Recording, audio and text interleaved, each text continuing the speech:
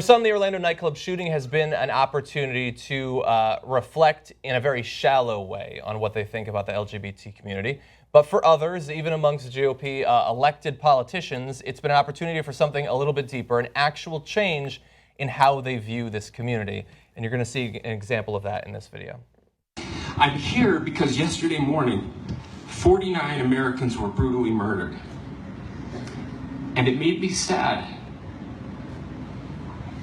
And it made me angry. And it made me confused. I'm here because those 49 people were gay. I'm here because it shouldn't matter, but I'm here because it does. Now, I'm not here to tell you that I know exactly what you are going through. I'm not here to tell you that I feel your pain. I don't pretend to know the depths of what you are feeling right now. But I do know what it feels like to be scared. And I do know what it feels like to be sad. And I do know what it feels like to be rejected.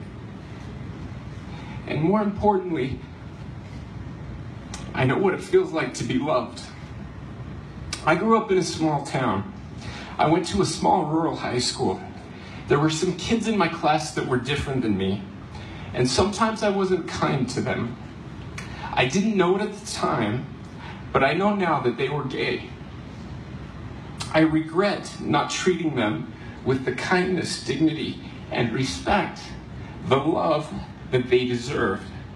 For that, I sincerely and humbly apologize.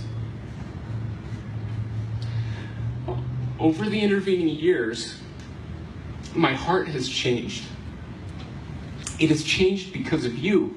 And so may we leave today with a resolve to be a little kinder. May we try to listen more and talk less. May we forgive someone that has wronged us. And perhaps, most importantly, try to love someone that is different from us. For my straight friends, might I suggest starting with someone who is gay?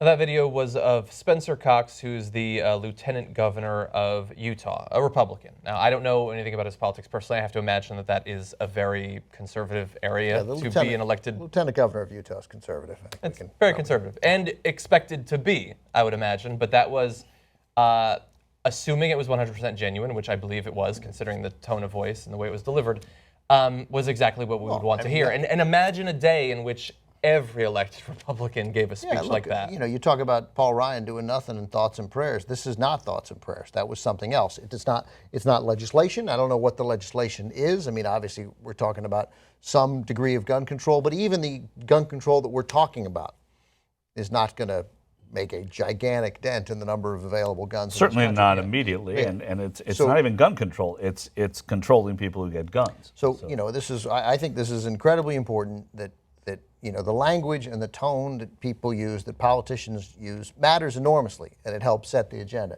That was great. That was a 12 on a 1 to 10. That was, I mean, the mere calling. If he had a head, it would have been a 13. Oh, yeah, that's right. To do it without a head is unbelievable. Unconfirmed that he does in fact have a head. The other, just to be able to call yourself out as being cruel to kids who are different in high school, which we know certainly happened a ton in the 70s and 80s, and obviously before that, and still happens now, but is changing, is literally changing. I mean, that message has been going out and out. It has to change.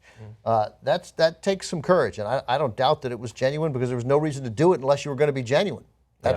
That's what it was. So God bless Spencer Cox. That was great. That's a lesson for Republicans in Washington to listen. And some Democrats. I was going to say exactly what you said, actually, about the, you know, how it's changed and how regret and saying, oh, I wish that I had done things differently when I was younger.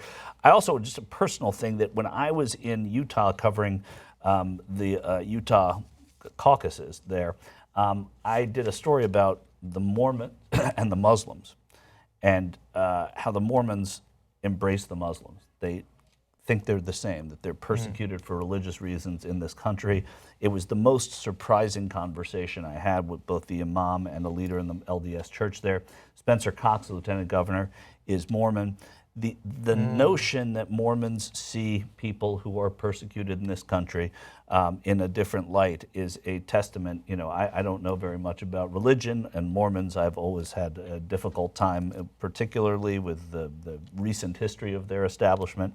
But the message that I saw in Utah changed my opinion. If you think Spencer Cox's opinion has changed my opinion about the way that they carry themselves there. So it's not surprising to me. Also, it's why you see Donald Trump doing so poorly in such a conservative state. Yeah, Well, that's a good point. Now, the Mormon money, powerful Mormon money came in to help get Prop 8 defeated or passed. Yeah. I can't even Indeed. remember which Yep. one was the wrong side anymore in that. The anti-gay marriage. Right. So it's, it hasn't been fully widespread. That's a really interesting point. I come from half of my family is Mormon, and my mother left the church, but she was born and raised a Mormon, and all her relatives are Mormon. The current generation is not in any way. Because I only know you as a Zionist. They don't practice, but but my aunt did, and they were literally the kindest people I've met. I mean, that side of my family, way nicer than the Mankiewiczes.